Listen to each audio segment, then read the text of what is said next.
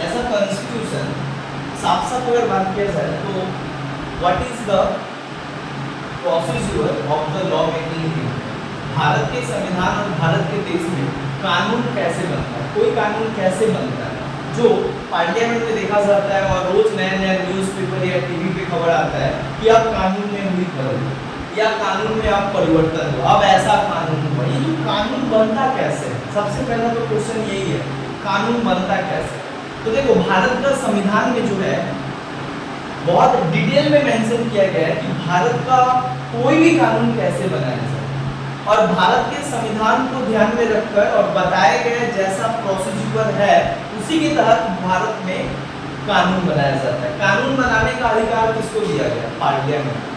Parliament has power to make law, right. जैसे कि हम लोग प्रीवियस क्लास में पढ़े थे कि पार्लियामेंट मेन इसका काम ही होता है, सबसे मेन काम क्या होता है? कानून बनाना, to frame the law, to make the law, है ना। सो ये जो parliament has the power to make the law, to make the law for the country, पूरे देश के लिए कानून बनाने का, जो पूरे देश के लिए, भारत के लिए पूरा कानून बनाने का जो कानून बनाया जाता है वो किसके द्वारा बनाया जाता है? भारतीय संसद के द्वारा। बट लॉ मेकिंग प्रोसीजर क्या है? भारत में जो कानून बनाया जाता है उसका एक प्रोसेस और एक क्या प्रोसीजर है? तो उसका एक बड़ा सिस्टमैटिक प्रोसीजर, एक बड़ा सिस्टमैटिक प्रोसीजर है, उसके बारे में हम लोग बात करेंगे। लेकिन कोई भी कानून बनने से पहले बिल होता है, बिल लाया जाता है, and then the bill is become an act after the passing both houses of parliament, and when the president give his assent on the bill, then bill is become an act. कानून बनने से पहले जो है bill, कानून parliament में नहीं आता है। कानून तब होता है जब बिल दोनों हाउस से पास हो जाता है और राष्ट्रपति साइन कर देते हैं, तो वही कहलाता है कानून, जिसको हम लोग एक्ट कहा जाता है। समझ में आ रहा है? तो कानून बनने से पहले हर एक कानून बनने से पहले क्या होता है? बिल होता है। दैट मीन्स कोई भी कानून बनने से पहले वो सबसे पहले बिल के रूप में आता है। तो सबसे पहले क्या होता है? भारत में जो है बेसिकली भारत के संविधान में 4 तरीके के बिल के बारे में बताया है। In Indian constitution mention 4 kinds of bill. That means a parliament can introduce 4 kinds of bill in the house. Bharat में कितने तरीके का बिल होता है? भारत में कितने तरीके का बिल होता है? तो 4 तरीके का बिल होता है। तो सबसे पहले हम लोग यहाँ पे बात करते हैं बिल। बिल कितने तरीके का होता है? 4 तरीके का होता है। ये कौन-कौन सा बिल होता है? सबसे पहला होता है जिस बिल को कहा जाता है, उसको कहा जाता है ऑर्डिनरी बिल। क्या कहा जाता है? Ordinary bill. दूसरा एक पार्लियामेंट में कौन सा बिल है? एक बिल को कहा जाता है मनी बिल। क्या कहा जाता है? Money bill. एक बिल को क्या कहा जाता है? Financial bill. क्या कहा जाता है? Financial bill. एक बिल को क्या कहा जाता है? Constitutional amendment bill. क्या कहा जाता है? Constitutional amendment bill.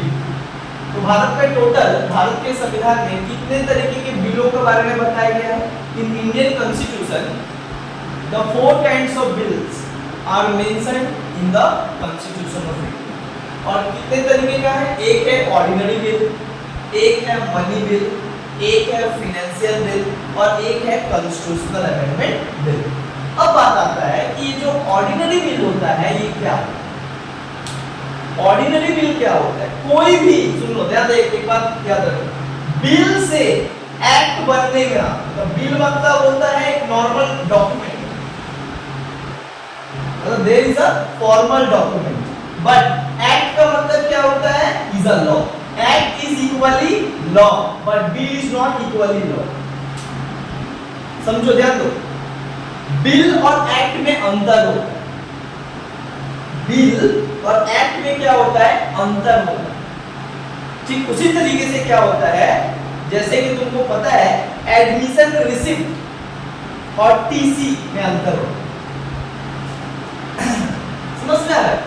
रिजल्ट और माइग्रेशन सर्टिफिकेट में अंतर होता है। अंडरस्टैंड हम क्या बता रहे हैं, समझ में आ रहा है? पासपोर्ट और वीजा में अंतर होता है, समझ आया? क्लियर हुआ? उसी तरीके से बिल और एक्ट लोगों को लगता है कि एक ही है, बट ये एक नहीं है, अलग अलग चीज। Understand? The bill and act are not same, it is different from each other. तो पार्लियामेंट में कोई भी पहले एक्ट नहीं आता, सबसे पहले क्या आता है? बिल। पार्लियामेंट में जितना भी पेश होगा सब क्या पेश होगा? बिल। और वो बिल एक्ट कब बनता है? इसका बहुत सारा क्या है? स्टेप, बहुत सारा प्रोसीजर है, बहुत सारा प्रोसेस है, जिसके जरिए एक बिल एक्ट का रूप धारण करता है। अ bill is become an act after so many steps and so many procedure। जब एक बिल को बहुत सारा प्रोसीजर से होकर गुजरता है तब फाइनली जाकर वो क्या बनता है? एक्ट। समझ में आ रहा है? That means all act has been passed from the bill। Bill से होकर हर एक एक्ट बनता है, बट हर बिल एक्ट नहीं होता। मतलब all the act can be considered before the passing bill। Bill कहा जाता है, बिल कहा जा सकता है, बिल कहा जा सकता है। चलो एक और बात बता रहे हैं जो सबसे इंपॉर्टेंट है। बिल से एक्ट बनने के लिए कुछ प्रोसीजर से होकर गुजरना पड़ता है। सो मेनली कितना प्रोसीजर है? 5 स्टेज। यहां से यहां बनने के लिए कितना स्टेज से जाना पड़ता है? 5 स्टेज से होकर गुजरना पड़ता है। मतलब कोई भी बिल हो, कोई भी ऑर्डिनरी बिल हो, एक्ट बनने के लिए कितना स्टेज से गुजरना पड़ेगा? 5 स्टेज से गुजरना पड़ेगा। समझ में आ रहा है ना? सपोज दैट तुमको स्कूल जाना है, तुमको बहुत सारा स्टेज से गुजरना होगा। क्या स्टेज से गुजरना होगा? सबसे पहले नहाना पड़ेगा, ड्रेस पहनना पड़ेगा, कॉपी किताब सरियाना पड़ेगा, देन उसके बाद घर से बाहर निकलना पड़ेगा। साइकिल लेना है तो साइकिल, नहीं तो पैदल जाओगे, स्कूल में जाओगे, एंटर करोगे, प्रार्थना करोगे, देन जाके क्लास में स्टार्ट होगा।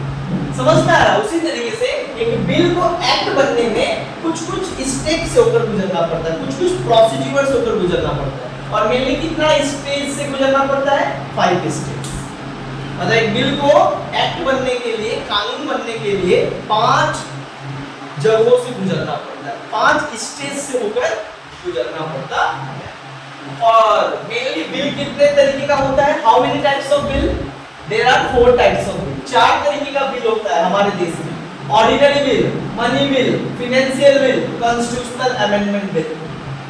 अब थोड़ा हम लोग समझते हैं कि बिल जो है 4 तरीके का जो होता है, और चारों बिल का पास होने का जो तरीका है और जो प्रोसीजर है पार्लियामेंट में वो अलग अलग है। That means every bill has a different procedure in the parliament. हमारे देश में हर एक बिल का अलग अलग प्रोसीजर है पास होने में। मतलब अलग अलग बिल को अलग अलग तौर तरीके से पास करवाया जाता है। ऐसा नहीं है कि भारत में एक ही प्रोसेस है, सब बिल उसी से पास करवाओ। मेन लाइन नहीं है, बस कहीं कट लाइन नहीं है। समझ में आ रहा है चीज? तो इसको हम लोग इस तरीके से समझते हैं। सबसे पहले बात करते हैं ये 4 तरीके का बिल कौन कौन सा है, क्या क्या है, देन इसके बाद में हम लोग इसको और डिटेल में बात करेंगे। सबसे पहले होता है ऑर्डिनरी बिल। ऑर्डिनरी बिल किसको कहते हैं? देखो, ऑर्डिनरी बिल उस बिल को कहा जाता है जिसमें ऑर्डिनरी सब्जेक्ट पे कोई कानून बनाया जाता है। मतलब ordinary bill are refers to the ordinary subject which is not related with the finance. एक बात हमेशा याद रखो, वो सारा सब्जेक्ट ऑर्डिनरी बिल के अंतर्गत आता है जहां पे पैसा वैसा का बात नहीं होता है, फाइनेंस का बात नहीं होता। Ordinary bill is related to the civil subject, is related to the non financial subject. क्या बताया? समझ में आया? ऑर्डिनरी बिल उन सभी बिल को कहा जाता है जिसमें टैक्स रेवेन्यू, एक्सपेंडिचर का बात नहीं होता। जैसे एग्जांपल, ऑर्डिनरी बिल में क्या पे आएगा? 3 तलाक, पैसा का बात है नहीं, जस्टिस का। रेप पे सजा, पैसा का बात है नहीं, तो ये कौन सा किसके अंतर्गत आएगा? Ordinary bill. ये पहचानना बहुत जरूरी है तुम लोगों को कि कौन सा सब्जेक्ट किस बिल में आता है। तो ऑर्डिनरी बिल के अंतर्गत क्या आता है, तो इसका डिफिनेशन सुनो। Ordinary bill means a simple bill which is not related with the financial subject, जो कोई पैसा कौड़ी से क्या है जुड़ा हुआ विषय नहीं है, और इससे अलग जितना विषय हो सब विषय किसमें आएगा? Ordinary bill. जैसे कुछ दिन पहले पार्लियामेंट क्या किया, 18 से उम्र 21 कर दिया शादी का, मतलब एक मिनिमम लीगल लॉ बना दिया कि भारत में लड़कियों का जो शादी करने का उम्र होगा वो 18 साल। कुछ वर्षों पहले 1961 में डॉरी प्रोहिबिशन एक्ट आया। क्या था? डॉरी प्रोहिबिशन एक्ट, जिसमें दहेज प्रथा को इलीगल घोषित कर दिया गया। अच्छा, ये जो बिल पास किया गया पार्लियामेंट के जरिए, ये कौन सा बिल के अंतर्गत पास किया गया? ऑर्डिनरी। सो ऑर्डिनरी बिल किसको कहते हैं? जिसमें पैसा वैसा का बात नहीं आता है, उसके अलावा जितना विषय आता है सब विषय किसमें जाता है? Ordinary bill. समझ में आ गया? डिफेंस हो गया, रेलवे हो गया, जितना भी बात आता है तो सब किसमें आएगा? किसमें आएगा बोलो? ऑर्डिनरी बिल में आएगा। जिसमें कोई नया नया कानून बनाना है, बट जो कानून जिसपे बनाना है वो पैसा से रिलेटेड नहीं, ये नहीं कि टैक्स बढ़ाना है घटाना है, ये नहीं कि नया खर्चा पे बात करना, ये सब नहीं। जेन्युइन कि हमारा देश में जो है औरतों को और ज्यादा सुरक्षित रखने के लिए एडवांस लॉ बनाया।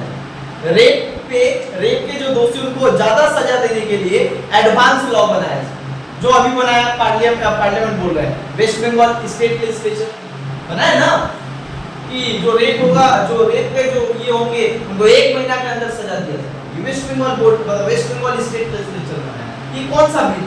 किस बिल के अंतर्गत आएगा? ये ऑर्डिनरी। मतलब जितना भी जो सब्जेक्ट होता है, जितना भी जो तुम कानून बिल लाओगे, तो ये 4 बिल के अंतर्गत ही रहेंगे। इसलिए 4 बिल को समझना बहुत जरूरी है, तब तुम समझ जाओगे ये बिल आया पार्लियामेंट का, तो उसका सब्जेक्ट से तुम पहचान जाओगे ये कौन सा बिल है, लीगल में कौन सा बिल है। समझ में आ रहा है? सो व्हेन हम जब एकेडमिकली हम लोग किसी चीज को पढ़ते हैं तो उसको हम लोग ये सब कॉन्स्टिट्यूशनल वर्ड है, ऑर्डिनरी बिल, पार्लियामेंट में भी इसका इस्तेमाल होता है। समझ में? ऑर्डिनरी बिल समझ में आया? ऑर्डिनरी बिल में समझ में आया जो फाइनेंस से रिलेटेड ना हो, बाकी सारे विषय ऑर्डिनरी बिल कहते हैं। अब आता है मनी बिल। ध्यान दोगे, मनी बिल क्या होता है? मनी बिल आर्टिकल 110 में मेंशन है। भारत के संविधान किसमें मेंशन है? आर्टिकल 110 में। मतलब इन Indian constitution article 1110 define the money bill. Money bill के बारे में बताता है। एंड मनी बिल जो है हमारे पार्लियामेंट में दूसरा सबसे इंपॉर्टेंट बिल। अच्छा, मनी बिल क्या होता है? याद रखो, money bill is different from financial. क्या बताएं? ये जो मनी बिल होता है, मनी बिल जो होता है इसमें हमेशा किस बात पे बात होता है? सैलरी बढ़ाना, सैलरी घटाना। तो सैलरी बढ़ाना घटाना का जो बात है, मनी रिलेटेड जो बात है, इंक्रीज करना, सैलरी बढ़ाना घटाना, इसको बढ़ा देना उसको घटा देना, सैलरी में इंक्रीजमेंट करना, ये सब सब्जेक्ट से रिलेटेड जो बिल होता है उसको लोग क्या कहते हैं? Money bill. एक बात याद रखना, मनी बिल जो है वो किस बात को ज्यादातर डील करता है? ज्यादा ये डील करता है सैलरी वगैरह का, tax related something which is related with salary, something which is related with economy, something which is related with wages मतलब वेतन, भत्ता, पेंशन, ये सब का वो बात करता है। समझ में आ रहा है? सब पे बढ़ाना घटाने पे क्या होता है? बिल आता है। तो जो बिल इस सब रिलेटेड आता है उसको क्या कहा जाता है? Money bill. अब जो फाइनेंशियल बिल होता है ये कैसे डिफरेंट है? अच्छा, फाइनेंशियल बिल के बारे में कहां मेंशन है? आर्टिकल 112। भारत के संविधान आर्टिकल 112 में फाइनेंशियल बिल के बारे में मेंशन किया गया, फाइनेंस बिल जिसको कहा जाता है। अच्छा, फाइनेंस बिल क्या होता है? ये जो फाइनेंस बिल होता है ये बेसिकली क्या होता है? Financial bill is different from money bill. एक बात जो हम लोग बता रहे हैं, all money bill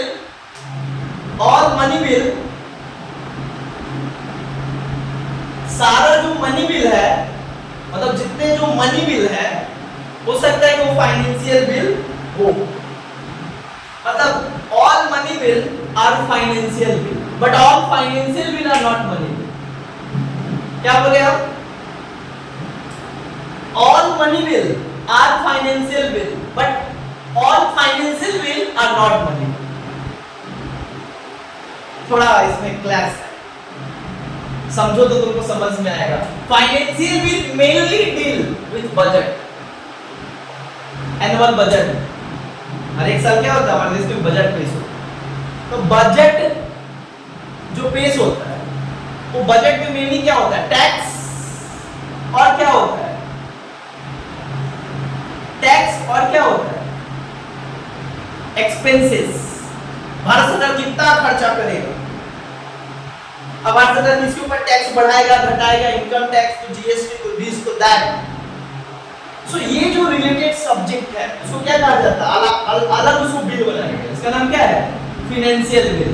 financial bill is fully related with budget. और बजट किसमें मेंशन है? आर्टिकल 112। भारत में बजट कितना बार पेश होता है? एक बार, साल में एक बार बजट आता है। कब पेश होता है? फरवरी से मार्च और अप्रैल से लागू, मतलब जो बजट में कहा गया उसके तहत पैसा खर्चा होने लगता है। समझ में आ रहा है? बजट का मतलब होता है देश का कितना बजट होगा, हम कहां क्या क्या खर्चा करेंगे, कितना खर्चा करेंगे, कहां पे टैक्स बढ़ाएंगे, कहां पे टैक्स घटाएंगे। समझ में आ रहा है? ये सब मेंशन जो रहता है किसमें? बजट में। और बजट जो है कौन सा बिल में आता है? फाइनेंशियल। टैक्स वगैरह इसी में आ जाता है। मेनली इसमें मनी बिल के अंतर्गत क्या आता है? सैलरी, वेजेस, अंडरस्टैंड, ये सब कुछ यहाँ पे आता है। अब बात आता है लास्ट, कॉन्स्टिट्यूशनल बिल। अच्छा, जो कॉन्स्टिट्यूशनल अमेंडमेंट बिल होता है इसके बारे में भी मेंशन किया गया है आर्टिकल 368। मतलब आर्टिकल 368 में पार्लियामेंट के पास पावर है कि वो कॉन्स्टिट्यूशन में अमेंडमेंट ला सकते। बट कॉन्स्टिट्यूशनल अमेंडमेंट बिल क्या होता है? कॉन्स्टिट्यूशनल अमेंडमेंट बिल वो बिल होते हैं जहां कॉन्स्टिट्यूशन में कुछ चेंजेस लाने का किया जाता है। इसका सबसे बेस्ट एग्जांपल क्या देंगे? आर्टिकल 370 जो हटाया गया। समझा? आर्टिकल 370 पहले था ना, जिसमें जम्मू कश्मीर को स्पेशल राइट्स दिया गया था। जम्मू कश्मीर में स्पेशल राइट्स क्या था? आर्टिकल 370 जब लगाया गया था, पंडित नेहरू के द्वारा बनाया गया था, तो संविधान में मेंशन था कि जम्मू कश्मीर में भारत के सारे लोग जा तो सकते हैं, जमीन नहीं खरीद सकते, वहां के लड़की से शादी नहीं कर सकते हैं, वहां पे आप इंडस्ट्री नहीं लगा सकते हैं, बहुत बहुत बहुत बहुत उसको अलग ही वो देश का अधिकार दिया गया था, स्पेशल राइट्स दिया गया था।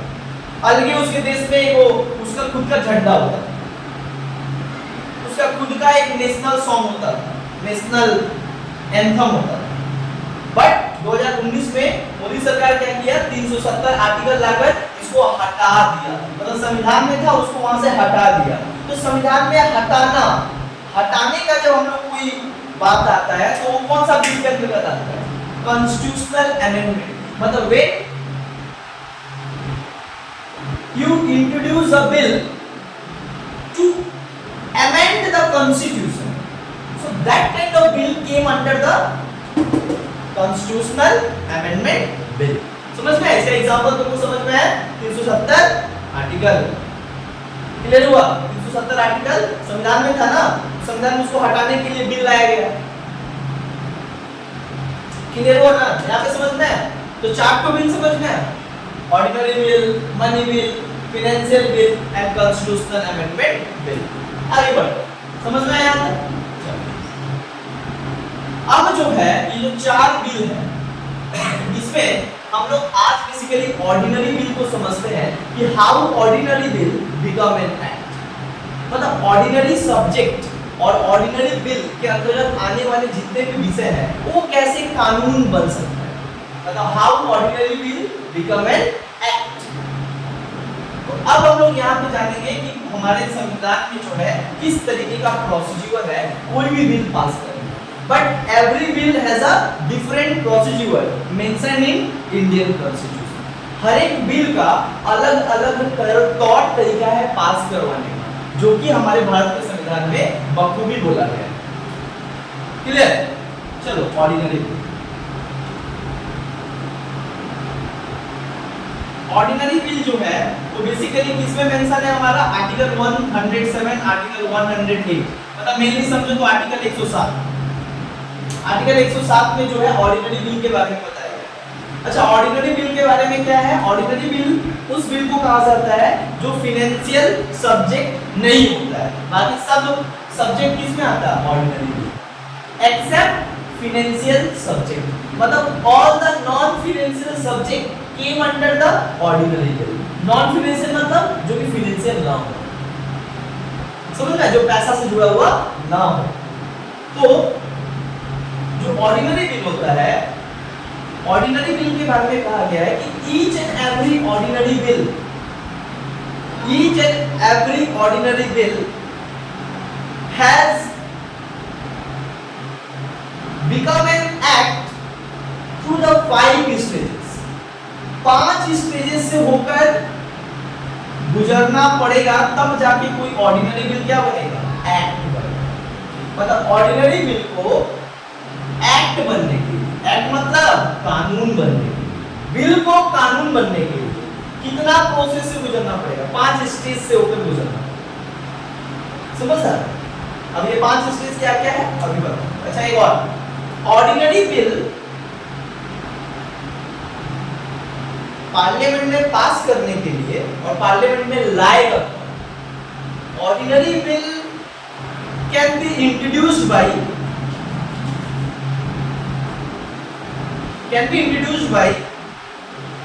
ruling party and their respective members। मतलब ये जो ऑर्डिनरी बिल है पार्लियामेंट में, उसको कौन लाएगा, उसको कौन लाएगा, पार्लियामेंट का जो रूलिंग पार्टी है, और रूलिंग पार्टी के कोई भी मेंबर जो है वो बिल को रख सकते हैं। जरूरी नहीं है कि मिनिस्टर रखे, कोई ordinary MP of ruling party they can introduce ordinary bill in the parliament. समझ में आया? पहला समझ में आया? दूसरा बात क्या बोलता है, क्या बताया गया ऑर्डिनरी बिल में, कि ordinary bill can be introduced in both houses of parliament. मतलब ऑर्डिनरी बिल को ऐसा नहीं कि लोकसभा में पहले रखना हो, तुम जिसमें तुम्हारा मन है उस हाउस में रख सकते हो। नहीं समझे? मतलब ऑर्डिनरी बिल जो है उसको लोकसभा में भी रख सकते हो, राज्यसभा में भी रख सकते हो। It depends on those members who introduce the bill. ये डिपेंड करता है उसके ऊपर जो लाएगा बिल, कि वो लोकसभा में रहेगा राज्यसभा में रखेगा, है ना। अच्छा, ऑर्डिनरी बिल के बारे में ये दो तीन। अच्छा, ऑर्डिनरी बिल जो है सम टाइम प्राइवेट मेंबर भी ला सकते हैं। अब तुम बोलोगे प्राइवेट मेंबर क्या होता है, प्राइवेट मेंबर क्या होता है? देखो, बिल जो होता है, मतलब ordinary bill can be introduced by the private members. What is the meaning of private members? Private members means who is not belongs to the ruling party, who is separate from ruling party, that is called opposition। Parliament में क्या होता है, पक्ष विपक्ष। तो ordinary bill जो है वो विपक्ष भी ला सकता है, लेकिन अगर विपक्ष ला दे, मतलब राहुल गांधी अगर ला दे, तब रूलिंग पार्टी और पास हो जाए वो तो कोई पास ही नहीं हो सकता और लाया भी नहीं सकता। अच्छा, तुम लाना भी चाहते हो तो तुमको किससे परमिशन लेना पड़ेगा, मतलब if the private members wanted to introduce the bill in the Lok Sabha, so he or she should take permission from speaker of Lok Sabha where you wanted to introduce. जिस सदन में तुम लाना चाहते हो उस सदन का जो स्पीकर होता है, जो हेड होता है, उससे परमिशन लेना पड़ेगा। और जो स्पीकर होते हैं वो हमेशा रूलिंग पार्टी को क्या करते हैं, फेवर करते हैं, क्योंकि स्पीकर को बनाने में हाथ किसका है, रूलिंग पार्टी का। समझ आया बात? समझ में? तो ऑर्डिनरी बिल जो है पब्लिक मेंबर भी ला सकते थे, पब्लिक मेंबर्स भी ला सकते हैं और प्राइवेट मेंबर्स भी ला सकते हैं। अब तुम लोग पब्लिक प्राइवेट क्या है, चलो बताओ क्या है। जो बिल होता है मेनली दो तरीके का होता है। एक को कहा जाता है पब्लिक बिल, क्या कहा जाता है, पब्लिक बिल, और एक क्या कहा जाता है, प्राइवेट बिल। अब तुम बोलोगे पब्लिक बिल और प्राइवेट बिल क्या होता है? दो तरीके का बिल होता है, जनरली कैटेगराइज करके बताया। पब्लिक बिल का मतलब होता है वो बिल जो गवर्नमेंट के द्वारा लाया गया।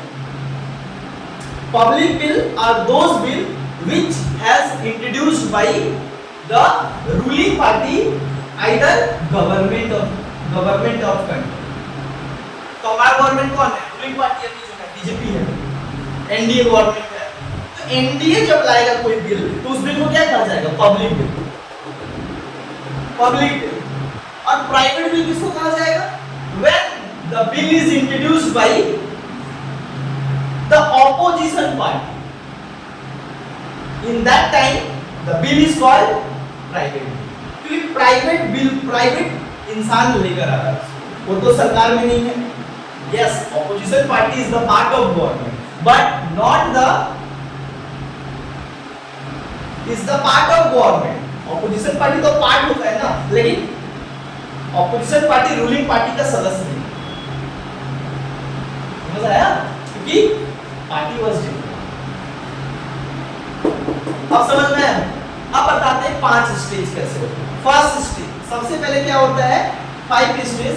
आप ऑर्डिनरी बिल को लोकसभा में भी रख सकते हो और आइदर कहां रख सकते हो, राज्यसभा में भी रख सकते हो। तो सपोज दैट मान लो लोकसभा में रखा गया, हाँ फर्स्ट हाउस में रखा गया लोकसभा। अब लोकसभा में रखा गया तो यहीं से स्टार्ट होता है फर्स्ट, इसको कहा जाता है फर्स्ट स्टेज। क्या कहा गया, फर्स्ट स्टेज। फर्स्ट स्टेज क्या हो गया, जब कोई बिल को लोकसभा में रखा जाता है, लोकसभा में रखा जाता है तो ये क्या होता है, फर्स्ट स्टेज होता है। जब कोई बिल क्या होता है किसी हाउस में रखा जाता है तो उस बिल का क्या होता है, वो फर्स्ट स्टेज होता है कि चलो आप बिल को कम से कम इस हाउस में आ गए। अच्छा, जैसे ही हाउस में कोई बिल आता है, बिल आता कैसे बता दिए, कोई भी ला सकता है और मेनली कौन लाता है, जो सरकार में होता है, मतलब रूलिंग पार्टी और जो सरकार गवर्नमेंट होता है वही क्या करता है, ऑर्डिनरी बिल को लाता है। अच्छा, ऑर्डिनरी बिल सरकार का कोई मंत्री भी ला सकता है या कोई ऑर्डिनरी उसका एमपी भी ला सकता है।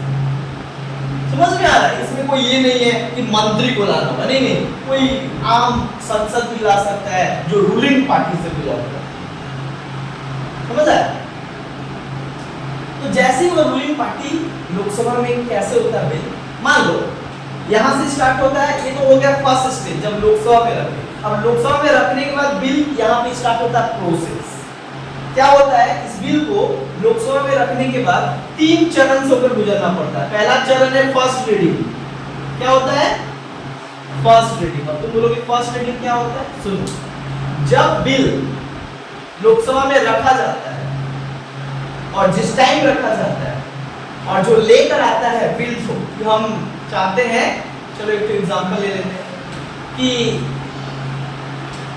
तुम्हारा पॉक्सो एक्ट में कुछ चेंजेस ना।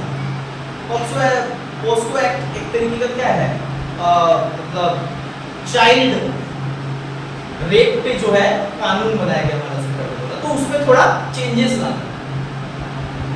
तो चलो कोई कानून बनाना नया, तो भारत सरकार कोई रेप पे कानून बनाना है, ऐसा तो ऑलरेडी है, तो एक कोई बना रहा है, वो लेकर आया कानून और स्ट्रॉन्ग बनाना है, इतना ताकत और इतना स्ट्रॉन्ग बनाना है कि कोई करने से पहले 10 बार सोचे।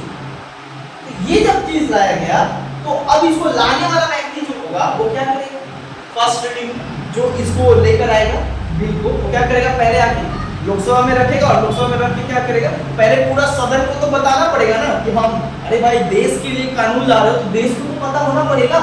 और देश का सारे लोग सदन में बैठे हुए लोकसभा, क्योंकि सब जनता के द्वारा चुन के आए हैं। तो फर्स्ट रीडिंग में क्या होता है कि जो लोग इस बिल को ले आते हैं वो सबसे पहले उसका टाइटल और प्रिंसिपल को क्या करते हैं, टाइटल एंड ऑब्जेक्टिव वो क्या करते हैं, रीड करते हैं। जो बिल को लाया वो पहले क्या बोलेगा, टाइटल ये है रेप केस या रेप पे कोई कानून लाना है, bill on the rape, this is the title and objective लाने का जरूरत क्यों है, you have to inform the house कि आप कानून क्यों लाना चाहते हो, क्या कानून है नहीं, कि कानून है लेकिन स्ट्रॉन्ग नहीं है, आपको रीजन बताना पड़ेगा कि क्यों लाते हैं। ये दो बात क्या है, टाइटल एंड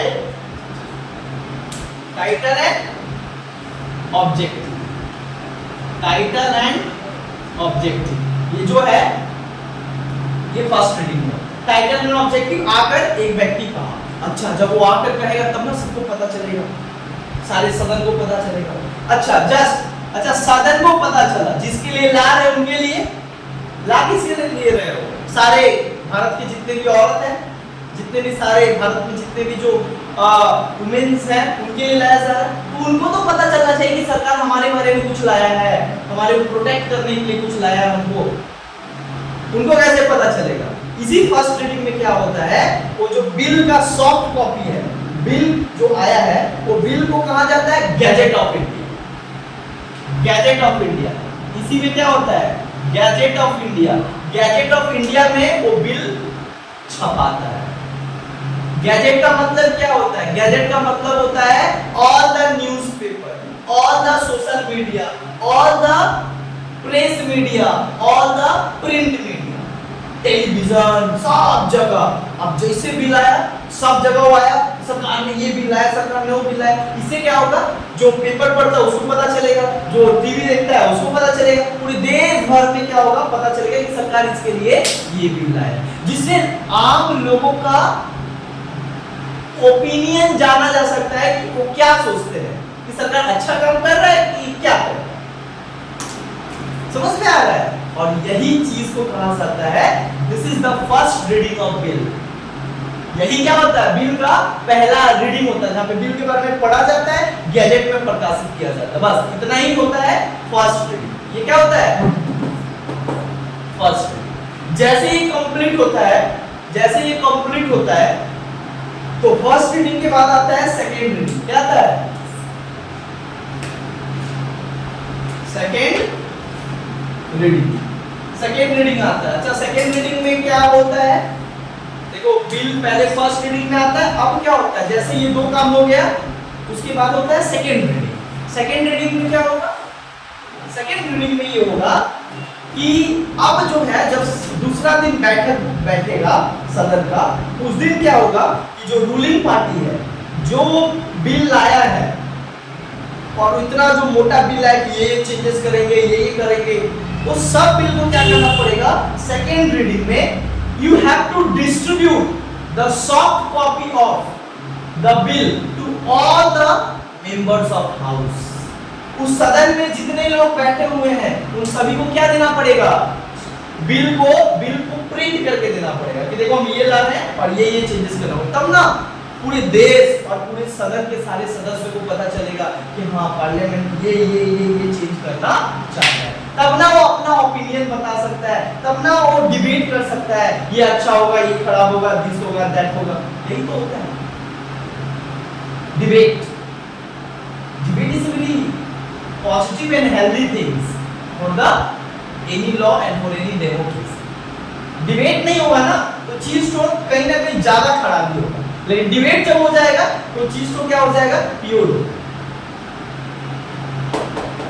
सेकेंड रीडिंग में क्या होगा, पहले distribution of copy, distribution of bill, मतलब जो बिल है वो सभी को क्या करना पड़ेगा, डिस्ट्रीब्यूट करना पड़ेगा, सारे सदस्यों को देना पड़ेगा। सपोज दैट लोकसभा में 545 लोग हैं तो 545 लोग को प्रिंट करके बिल को देना पड़ेगा, ताकि सभी लोगों को पता तो चले सरकार लाना क्या चाहते हो और क्या क्या क्या चेंज करना चाहते हो, तब ना तुमको हम पकड़ेंगे। हाँ, सो पहला काम होता है डिस्ट्रीब्यूशन ऑफ बिल। दूसरा काम क्या होता है सेकेंड रीडिंग में। दूसरा यहाँ पे काम होता है कि यहाँ पे जो लेकर आता है, जो सरकार बिल लेकर आया है, उसको प्रिंसिपल बताना पड़ता है कि क्या क्या चेंजेस लाना चाहते हैं, what we are the core issue, what we are the main body, the body of bill. Bill का सेंट्रल पार्ट क्या है, ये बोलते हैं बिल का सेंटर क्या है, बिल का सेंट्रल पार्ट क्या है, मेन बोलते ना, मेन मुद्दा क्या, मेन क्या, उतना बड़ा बिल को कोई नहीं पढ़ने वाला है, मेन क्या है, क्या चेंजेस लाना चाहते हैं, सिंपल। तो सेकेंड रीडिंग में वो खड़ा होकर बताएगा मैं ये चेंजेस लाना चाहता हूं, और जैसे वो बताएगा तो बिल को क्या किया जाएगा, जो भारत सरकार एक बिल लाया, दो तो काम समझ में आया। तीसरा काम क्या होता है सेकेंड रीडिंग में, तो जो बिल होता है वो जाता है कंसीडरेशन स्टेज में, कंसीडरेशन कमिटी में जाता है। The bill is sent by the Lok Sabha to the committee of consideration. Consideration मतलब उसको हर तरीके से बारीकी से एक कमिटी बनाया जाता है लोकसभा में, पैनल बनाया जाता है, उस कमिटी का काम ही होता है कि जो बिल पेश हुआ उसके कॉन्स्टिट्यूशनल वैल्यू को समझा जाए, कि जो बिल में लिखा गया है वो कोई कॉन्स्टिट्यूशन को तो वायलेट नहीं कर रहा है ना, क्योंकि भारत के संविधान में क्या कहा गया है, कोई भी कानून संविधान को अगर क्या कर रहा है अगेंस्ट हो, संविधान के फिलॉसफी के अगेंस्ट हो, तो वो उसको बिल नहीं माना जाएगा और उसको कानून भी नहीं बना सकते, और कानून बनाओगे तो कोई फायदा नहीं है। आप इतना मेहनत से कानून बनाओगे, अगला दिन सुप्रीम कोर्ट आएगा रिजेक्ट कर देगा, क्योंकि सुप्रीम कोर्ट के पास पावर है कि अगर संविधान के अगेंस्ट कोई चीज होगा सुप्रीम कोर्ट उसको रिजेक्ट कर देगा, चाहे वो पार्लियामेंट के द्वारा बनाया गया कानून ही क्यों ना। तो इसके लिए क्या होता है, एक कमेटी है, जिस कमेटी में क्या भेजा जाता है, कंसीडरेशन के लिए भेजा जाता है कि भाई बिल ठीक ठाक है ना, संविधान को नुकसान नहीं ना पहुंचाता है। और इसमें कौन होता है, कॉन्स्टिट्यूशनल एक्सपर्ट, जो संविधान के सबसे एक्सपर्ट लोग होते हैं वो इस कमेटी का मेंबर होते हैं, और कुछ मेंबर्स ऑफ पार्लियामेंट होते हैं जो जाकर बैठ कर क्या करते हैं, जांच पड़ताल कि कोई संविधान के किसी बेसिक ढांचे को तो नहीं वायलेट कर रहा। इसी को कहा जाता है सेकेंड। अब बात आता है सेकेंड रीडिंग के बाद क्या होता है, अब जो स्टेज आता है उसको कहा जाता है थर्ड रीडिंग। क्या होता है अब होता है यहाँ पे थर्ड रीडिंग। क्या कहा जाता है, थर्ड रीडिंग। देखो पूरा डिटेल में बता रहे तुम लोग, थर्ड रीडिंग। अब क्या होता है, बिल पहुंचता है कहां पे, थर्ड रीडिंग में। थर्ड रीडिंग में क्या होता है, इसमें discussion on the full bill, पूरा जितने भी डिटेल पे डिस्कशन होता है, डिटेल डिस्कशन ऑन बिल। जो बिल पार्लियामेंट मतलब बिल जो सरकार लाया उसके ऊपर डिबेट होगा। डिबेट होगा कैसे, सपोज दैट रूलिंग पार्टी इधर है, ऑपोजिशन पार्टी इधर है, तो दोनों में क्या होगा, और यहाँ पे है स्पीकर, रूलिंग पार्टी से खड़ा होकर बोलेगा हम इसलिए बिल लाना चाहते हैं, ये चेंज करना चाहते हैं, उसको काउंटर अटैक कौन करेगा, ऑपोजिशन पार्टी। सबको जितने भी सदस्य हैं स्पीकर सबको बोलने का मौका देंगे कि आपका क्या बात है, सही बिल है, ठीक है, खराब है, चेंजेस करना है, कुछ ऐड करना है, क्या करना है। तो सब क्या होंगे, सेकेंड में तो क्या हुआ, सबको कॉपी मिल गया जो सरकार लाना चाहता है। अब सब क्या करेगा, घर में जाएगा स्टडी करेगा। तो सारा एमपी तो स्टडी नहीं करता है, कुछ एमपी क्या करता है, अधिकारी जो होते हैं उनके अंदर जो अधिकारी काम करते हैं उनको क्या बोलते हैं, अरे थोड़ा देख इसमें क्या क्या हमको बोलना है, लिख के दे दे, इसको नहीं बोलेंगे। तो कुछ एमपी को क्या होता है, कुछ एमपी जो है जो पूरे अच्छे से बिल को नहीं समझ पाते हैं, तो उनको क्या होता है वो अपने अधिकारी से लिखवाते हैं, और अधिकारी से लिखवा के पन्ना में से जाते हैं, वो भी एकदम बोलना क्या है, गाली किसे देना है, इसका विरोध किसे करना है। विरोध करने के लिए भी क्या चाहिए, आर्गुमेंट देना पड़ेगा कि इस आधार पे तुम्हारा विरोध करेगा। मतलब विरोध करना इसका मतलब नहीं है कि ऐसे मन में गाली दे रहा है, ऐसे नहीं होता। अब गाली दो लेकिन तर्क बताओ कि क्यों गाली दो, समझ आया। तो यहाँ पे ये लोग जाते हैं, इधर से एक रूलिंग पार्टी खड़ा होगा, एक इधर से खड़ा होगा और सब इसमें डिबेट होगा और लास्ट में इस थर्ड रीडिंग में क्या होता है, final discussion hour. Final discussion hour जहां पे क्या होता है, ये किया जाता है यस और नो। यस और नो मतलब तुम साधारण भाषा में समझो, ये कॉन्स्टिट्यूशन का वर्ड है, यस नो। और जो लोग क्या है, न्यूट्रल। कितने लोग इस बिल को, ये स्पीकर कहता है, स्पीकर पूछता है लास्ट में जब सबका डिस्कशन हो जाता है, आर्गुमेंट काउंटर आर्गुमेंट हो जाता है, तब लास्ट में स्पीकर बोलता है कि बिल पास हुआ कि ना हुआ। तो कैसे डिसाइड करता है, स्पीकर के पास 3 बुद्धि होता है। पहले वॉइस से, आवाज से समझ जाता है कि पास है, मतलब मेजॉरिटी है कि नहीं। स्पीकर पहले बोलेगा कितना लोग बिल के समर्थन में है, यस कीजिए, जो लोग समर्थन में होगा बोले यस। फिर बोलेगा स्पीकर कितना लोग बिल के अगेंस्ट है, नो कहिए, कितना लोग नो कहेगा। दोनों स्पीकर सुनेगा यस का आवाज ज्यादा है कि नो का आवाज ज्यादा है। उनको समझ में यस का आवाज ज्यादा है, the bill is passed. But कभी-कभी हो जाता दिक्कत, यस का भी आवाज उतने आ रहा है जितना कि नो का आवाज आ रहा है। तो अब स्पीकर बोलते हैं कान में तो दोनों का आवाज ठीक है समझ में आ रहा है, तो स्पीकर उसमें अल्टरनेटिव मेथड अपनाते हैं। तब वो इस टेक्नोलॉजी का इस्तेमाल नहीं करते हैं, वो दूसरा टेक्नोलॉजी का इस्तेमाल क्या करते हैं, सबके सीट पे एक बटन होता है और स्क्रीन होता है। हाँ, सबको दिया जाता है 3 सेकंड, 3 से 4 सेकंड बटन टिपना होता है। वो बटन टिपो और स्पीकर के पास सब आता है, कौन कितना आया, तो उससे बता देता है स्पीकर इजीली कितना % वोट मिला, कितना % वोट नहीं मिला। और इस तरीके से जैसे ही बिल पास हो जाता है, if the bill is passed by the Lok Sabha, then speaker is sent to the bill second house। मान लो लोकसभा में पहले रखा गया था तो राज्यसभा में भेज देगा, अगर राज्यसभा में था तो लोकसभा में भेज देगा। अंडरस्टैंड, ये समझ में आया? तो ऐसे क्या होगा, समझ में आया? फर्स्ट स्टेज समझ में आया तुमको, पहले लोकसभा या राज्यसभा दोनों में रख सकते हैं। फर्स्ट स्टेज यहाँ पे 3, टोटल हो गया 4। अब यहाँ पे स्टेज जो यहाँ पे जो स्टेज है इसको क्या कहा जाता है, अब इसको कहा जाता है सेकंड हाउस में बिल जाता है। किसमें जाता है, सेकंड हाउस। इसको कहा जाता है सेकंड स्टेज कहा जाता है। क्या कहा जाता है, सेकंड स्टेज कहा जाता है। और सेकंड हाउस, सेकंड स्टेज या second house. When the bill is passed by the Lok Sabha, then the bill is sent to the Rajya Sabha for its consideration and approval। चलो लोकसभा से तो पास हो गया, तो हमारा तो संसद क्या है, बाइकैमरल है। बाइकैमरल मतलब 2 को सदन है, तो लोकसभा से पास कर देने से कुछ ना होगा, राज्यसभा से भी पास करवाना पड़ेगा बिल। तो फिर वही बिल को क्या होगा, राज्यसभा में आएगा। कहाँ आएगा, राज्यसभा में। सपोज दैट राज्यसभा में आया, अच्छा बिल तो राज्यसभा में आ गया।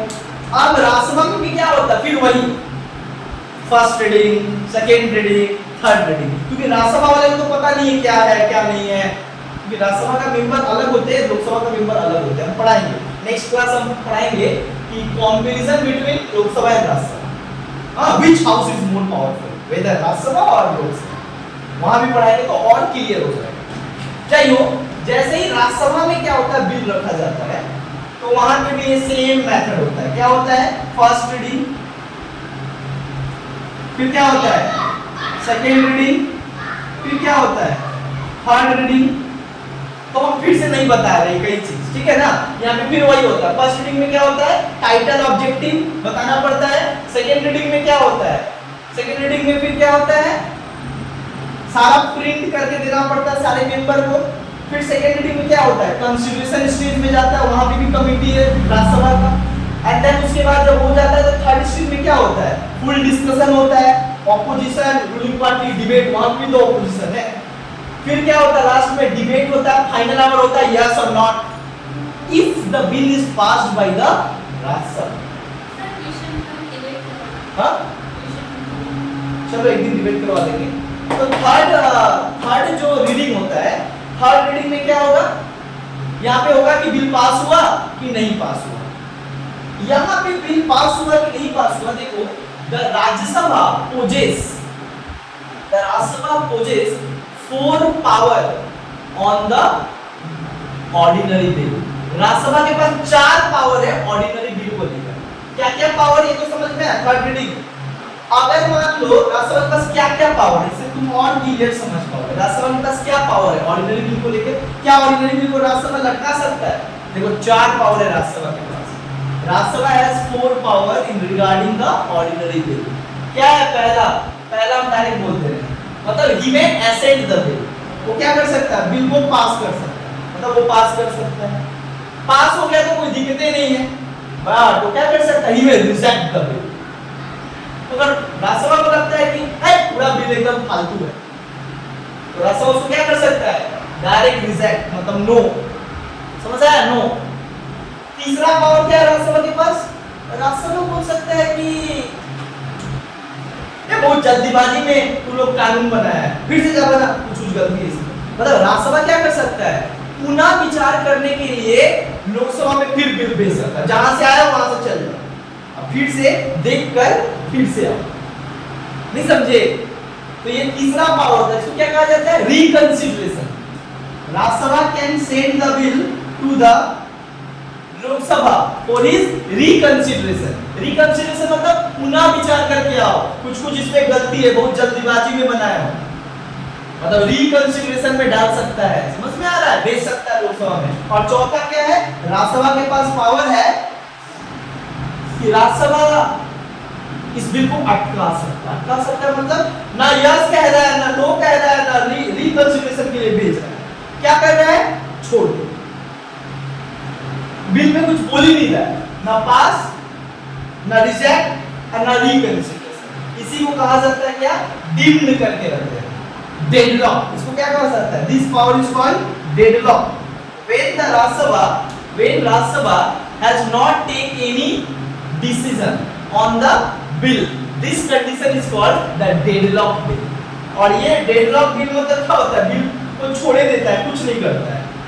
तब क्या होता है कि जितना दिन तक, ज्यादा से ज्यादा कितना दिन तक छोड़ सकता है? डेडलॉक कितने दिन तक हो सकता है? ज्यादा से ज्यादा डेडलॉक हो सकता है 6 महीना। अगर 6 महीना से ज्यादा कोई बिल को क्या किया राज्यसभा उसमें ना यस कह रहा है ना नो कर रहा है, तब क्या होता है? प्रधानमंत्री अपना पावर निकालता है, हमारा बिल पास नहीं करेगा तो प्रधानमंत्री उस समय क्या करता है? डायरेक्ट कॉल करता है किसको? प्रेसिडेंट को। प्रेसिडेंट को बोलता है जॉइंट सेशन बुलाओ। जॉइंट सेशन मतलब लोकसभा राज्यसभा, लोकसभा प्लस राज्यसभा को एक साथ बैठाओ, इसी को कहा जाता है जॉइंट सेशन। तो जॉइंट सेशन कौन बुला सकता है? राष्ट्रपति के पास पावर है बुलाने का। और जब राष्ट्रपति इसको बुलाता है, किस कंडीशन में बुलाता है? डिसएग्रीमेंट,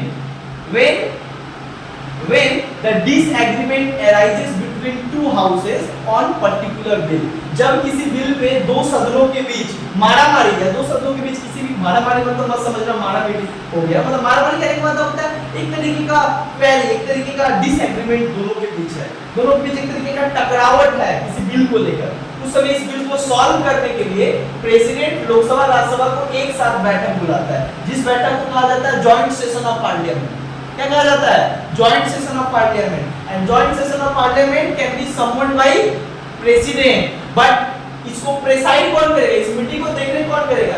इसके लिए प्रेसिडेंट किसको अपॉइंट करते हैं? स्पीकर को, मतलब speaker preside the joint session of. और यहां पे डिसाइड डायरेक्ट डिसाइड होगा कितना लोग, अच्छा लोकसभा राज्यसभा दोनों मेंबर यहां पे बैठ गए, तो लोकसभा में टोटल मेंबर कितना होता है? 545, राज्यसभा में होता है 245, टोटल यहाँ मिला जुला के करोगे 776 हो जाएगा। 776 का दोनों सदन है ना, पहले एक सदन में 51% चाहिए था, तो हो सकता है कि तुम्हारा लोकसभा में ज्यादा सीट हो तो यहाँ इजीली पास करवा लिए, बट रूलिंग पार्टी का लोकसभा में क्या है? कम सीट है तो पास नहीं हो पाया, ऑपोजिशन का ज्यादा सीट है, हो ही सकता है, इसीलिए तो ये होता है। बट इस सिचुएशन में क्या होता है? लोकसभा में मान लो किसी पार्टी का 303 वो सीट है सरकार, और राज्यसभा में क्या है? 245, दो में एक 100 है, तो टोटल 303 और 100,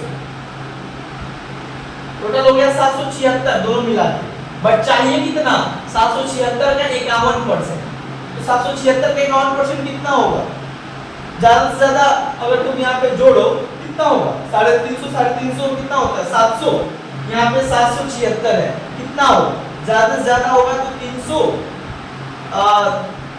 385, कितना मेरे को सीट चाहिए, कितना सीट मतलब कितना मेजोरिटी चाहिए, 385। इधर मान लो किसी का 303 है, एक साथ बैठ गया लोकसभा में। राज्यसभा में भी रूलिंग पार्टी का 100 सदस्य है, टोटल मिला दो कितना हो जाएगा 403 बिल पास। मतलब क्या पावर का इस्तेमाल किए। राज्यसभा में तो पास नहीं हो पाएगा ना, तो वहां पे 51% चाहिए, राज्यसभा का केवल मिलेगा। लेकिन जब दोनों सदन को मिला देंगे तो लोकसभा में तो ज्यादा हमारा सीट है, तो इसमें बेनिफिट आ जाएगा। जोड़ के तो 51% लाना है, इजीली 51% आ जाता है। इसी को कहा जाता है जॉइंट सेशन ऑफ पार्लियामेंट। ये हुआ है भारत में 2-3-4 बार, लेकिन कब होता है जब राज्यसभा लटका देता है। समझ आया? क्लियर हुआ?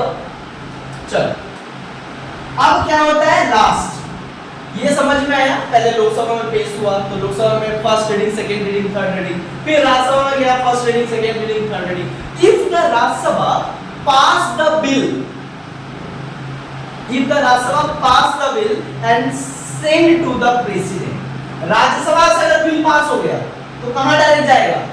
The president. लास्ट स्टेज कौन सा है? This is the last stage of bill, president. Lok Sabha से पास हो गया, राज्यसभा से पास हो गया, तब कहां जाता है बिल? डायरेक्ट किसके पास जाता है? राष्ट्रपति के पास। अच्छा, राष्ट्रपति के पास ऑर्डिनरी बिल के संबंध में कितना पावर है? 3 को पावर। कितना पावर है? 3 को power. The president exercise the 3 power on the ordinary bill.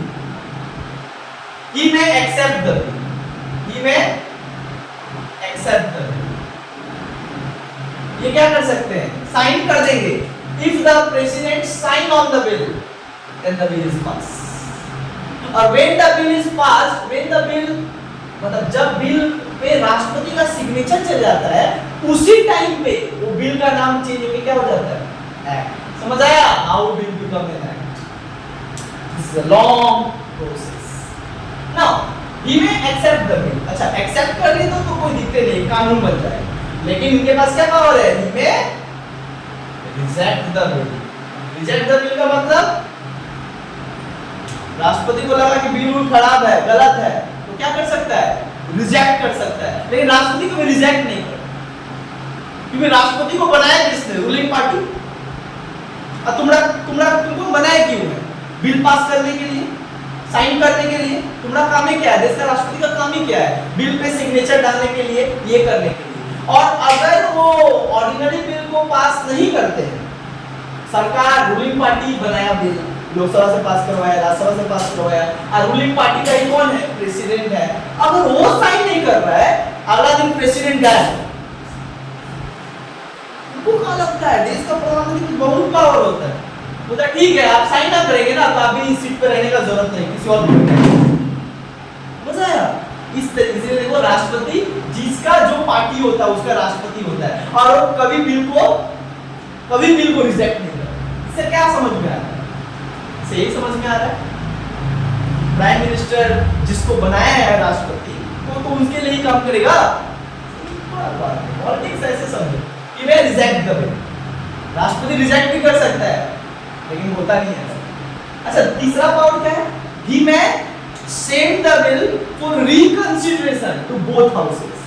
ये क्या कर सकते हैं? रिकंसिडरेशन के लिए भेज सकते हैं। मतलब मान लो राष्ट्रपति को कभी-कभी क्या होता है ना, कंफ्यूजन होता है, बोलता है इस बिल को आधा अधूरा है, ठीक-ठाक नहीं बना, तो राष्ट्रपति कहाँ भेज सकता है बिल को? बोला फिर जाओ लोकसभा में, फिर लोकसभा से पास होगा तो राज्यसभा में आएगा, फिर राज्यसभा से पास होगा तो फिर इसमें आएगा। लेकिन एक बार अगर रिकंसिडरेशन कर दिया राज्यसभा प्रेसिडेंट, तो दूसरा बार लोकसभा राज्यसभा क्या करता है कि बिना कुछ बोले भेजा, यहाँ से राष्ट्रपति भेजा लोकसभा में, और वही लोकसभा क्या करेगा? फिर भेज देगा बिना कुछ किए, राज्यसभा भेज देगा, राज्यसभा फिर भेज देगा राष्ट्रपति को, अब राष्ट्रपति अब क्या करे? भले उसमें चीज नहीं किया जो बोले हैं, तभी राष्ट्रपति को क्या है? बाध्य है साइन करने। Understand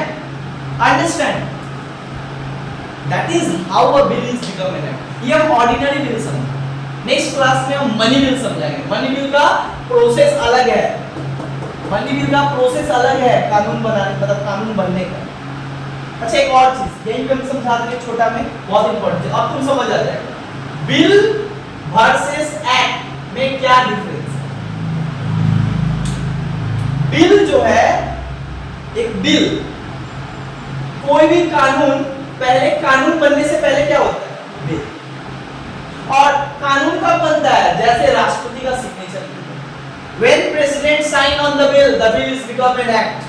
That means the bill is become a legal document. Bill क्या होता है, लॉ क्या, एक्ट क्या होता है, एक लीगल डॉक्यूमेंट होता है।